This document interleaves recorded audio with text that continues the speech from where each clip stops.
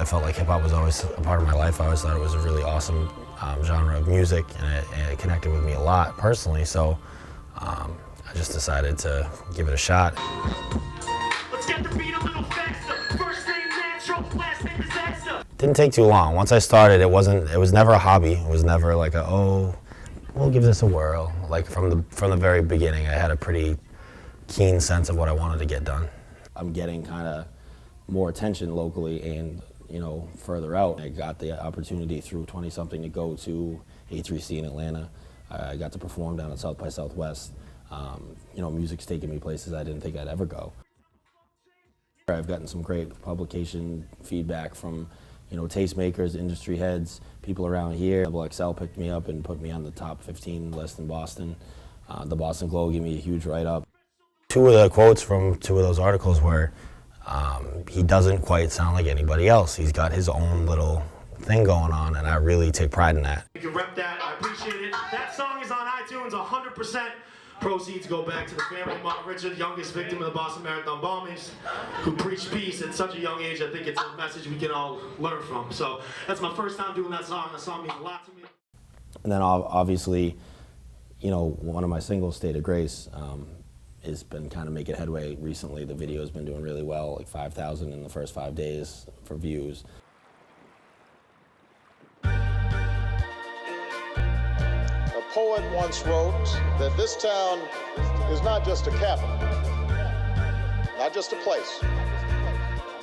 Boston, he said, is the perfect state of grace. State of Grace was inspired by the bombings, but not the horror of the bombings, just the kind of brilliant human spirit that was shown afterwards, the way people were treating each other, and reaching out to make sure everybody else had a helping hand in getting through whatever they needed to get through.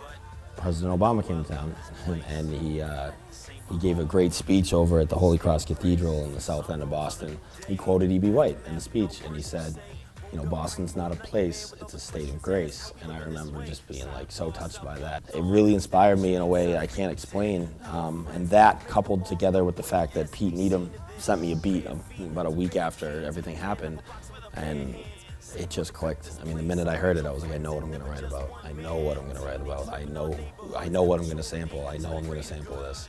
So I sampled Obama's speech where he did quote that.